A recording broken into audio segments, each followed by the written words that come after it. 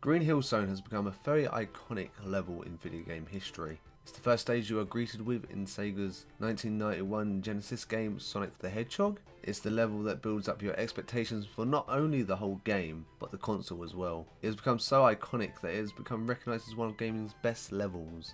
The level was designed by the creative mind of Hirokazu Yasuhara. He was tasked with making the level along with the rest of the level design in the game to compete with Super Mario Bros. Over on the NES. This was no easy task, however. Once Yasuhara found some inspiration, he found shaping the level much easier. The inspiration was the United States of California. Just having inspiration, however, did not mean he was having a walk in the park.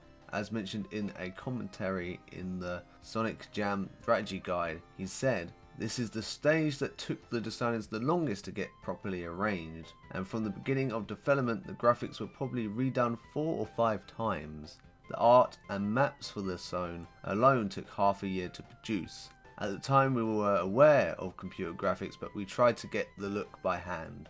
This also means that almost all of the game design was done by hand by Yasuhara himself.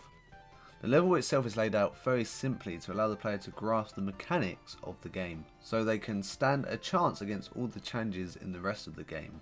You load in on a screen where you are standing on lush green with palm trees surrounding you. Your only option is to go right. This is when the player is introduced to speed. With no enemies in your path for a few seconds, you can really gain some speed. When you continue right, you are treated to some rings which will entice the player to jump. This helps the player work out how to jump, but also the rings are placed in a way that will allow the player who now has some speed to jump and land up on the platform accidentally. If you don't learn how to jump, you are treated to a ladybug enemy who will kill them, forcing them back to learn again. After this, you are treated to a bridge with some fish jumping up and down. This is intended to show the player that they can dodge things while moving fast, but also maybe if they slow down, it can also help players dodge the fish also, meaning that speed may be your biggest weakness when you want to dodge things. Further down the stage, you are treated to a collapsing floor, at which quick thinking players will jump to reach an upper path, whereas other players will instead be left to plummet to the lower path. Here the player is introduced to the fact that there are multiple paths through the level. If you do happen to fall, you are treated to your first set of spikes, one of the hardest enemies technically in the game. However, if you survive, which is not an easy task, you are treated to 3 sets of boxes. This means the player now knows he might be rewarded if he takes the harder path. If somehow by this point the player has only been going slow, he will now learn that he has to go fast. Coming up is a loop that is in his way. The only way through is speed. Even if they manage to get past this point without using the loop, the tunnels coming up are designed to show the player how fast Sonic can go. These tunnels give you so much speed that you usually arrive at the end of the level, which is indicated by a sign teaching the player how to finish a level. To summarise, the player now knows about moving, jumping, how to slow down, and to speed up. The fact there are multiple paths, and how the level ends. All this in a level that's about 2 minutes long, if that. After this though, you are treated with a new level, but is it really? A new screen pops up saying Act 2. That's right, there's more. The level was so big it had to be split into 3 different acts. This also led to the staple in level design in the Sonic games, where each level consists of 3 or 2 acts. I won't be discussing Act 2 as it pretty much is the same as Act 1 to teach the player the mechanics of the game. However, I do want to talk about Act 3 as it has a unique part compared to the rest of the level.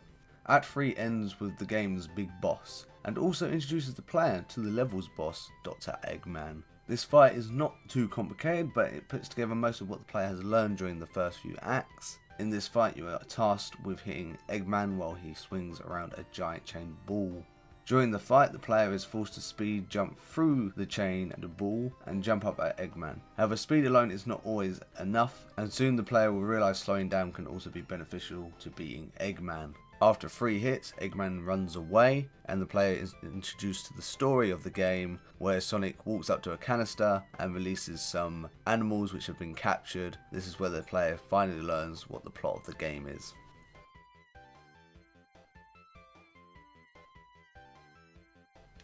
Overall, Green Hill Zone is iconic for a reason.